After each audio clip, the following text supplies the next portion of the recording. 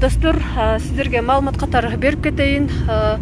Азыр ошол чек ара айылдарындагы жаш балдар, энелер портерлер менен, мына кыштын суугунда портер лаболор менен жана жеңил унаа, кандай унаа болбосун, мына ушулар менен Баткен тарапка келип жатышат. Азыр ушул эвакуация кылуу иштери уланып жатат. Мектептерде жана кээ бир жата мейманканалар азыр ушул өздөрү ыктыярдуу мейманканабызды беребиз деген жарандарга дагы ушул жаш балдарды жана кары картаң апаларды жайгаштырып атышат. Азыр биз ушул жана эмне үчүн тартып атасың, эмне үчүн көрсөтүп атасың дегендерге айтат элем. Ушул бийлик көрсүн, Баткен эли кандай жашап атат, бир күндү кандай кечип атышат. Мына ушундай ок атты деген укканда Баткен эли түйүнчөгүн түйүп алып, каяка барып жашайт, кандай шартта жашайт. Мына ушул нерселерди эл көрсүн, билсин. Баткендиктер тынч отурбайсыңар силер, качан болсо урушасыңар деп сүйлөгөн дивандагы эксперттер дагы көрсүн. Азыр биз ушул Баткен шаарындагы 3-чү мектепке баратабыз. Бул жакта дагы эвакуация иштери уланып атат. Ал эми ушул мейманканалардан суранып атабыз, ыктыярдуу өзүнүн ыктыяры менен ооба алып келгиле десе, ошол жактарга дагы жаш балдарды, кары картаңдарды жеткиребиз. Эгер кимде ким ушундай үйү бош болсо, ушу жылуу кылып ушул элдерди киргизем деген ыктыярчу инсандар болсо дагы кайрылсаңыздар болот. Обул администрацияга кайрылсаңыздар болот, Баткен райондук администрациясына кайрылсаңыздар болот. Мен контакттарды дагы жазып коем. Сиздер дагы мэриядан жасап атасыздар да. Азыр ушул Баткен шаардык мэриясынан дагы ушундай элдерди кабыл алуу уюштурулуп атат.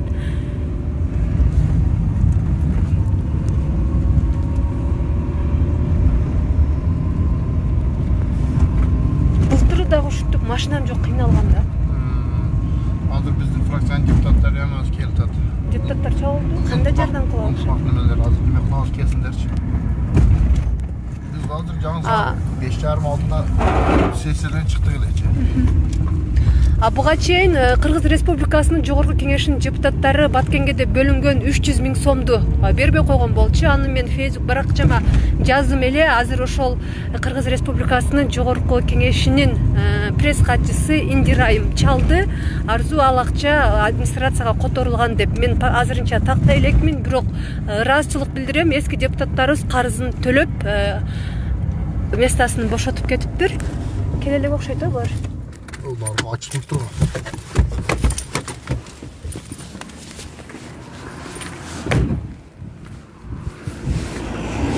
Жана лабодогулар келе элекпи? Неме, адамдар келип турбу? Жүрүн көрөчү. Жана лабодо жаш балдар келишти байкуштар. Полный жаш балдар да. Ошода бүт жаш балдар келди. Бул кишенелер тоңуп калды, ол бияка келдичи Баткенге. Дери мектеп барышты. Байкуштар. Мына достор, мына ушул портер менен, толтура жаш балдар мына ушул мектепке келди. Мен ошону факты менен көрсөтөйүн дегем да. Жетишпей калды, мен машина менен бул жактан келдичи.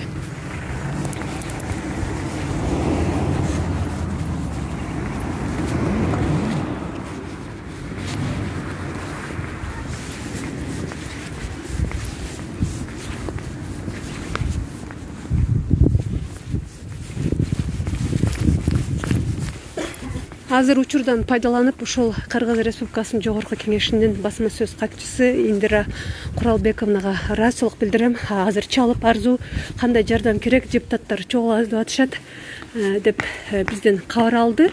Бизге кандай жардам керек? Азыр жылуу үй, тамак аш. Келдиңиздер, жаш балдар келишти?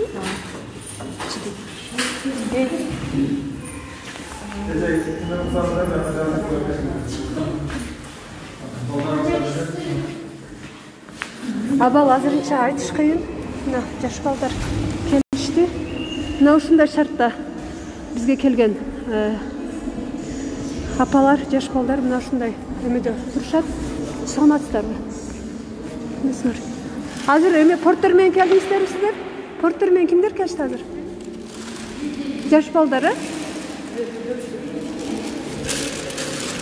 Ece sizler qayсы жақтан келдіңіздер? Миңбулақтан, Оқияқ saat қаншада болды? 6'da. Ertemelen yemeler машиналар өтүшүп калды. Кечинде 6'dan башталды. Атыш башталды.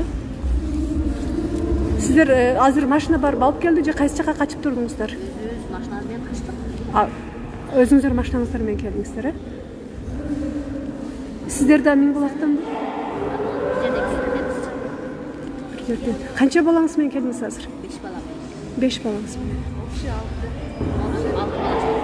6 6 балаңыз бар, ә?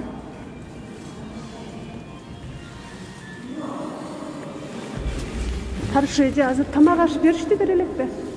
Тамақ ашып іштіңіздер ме?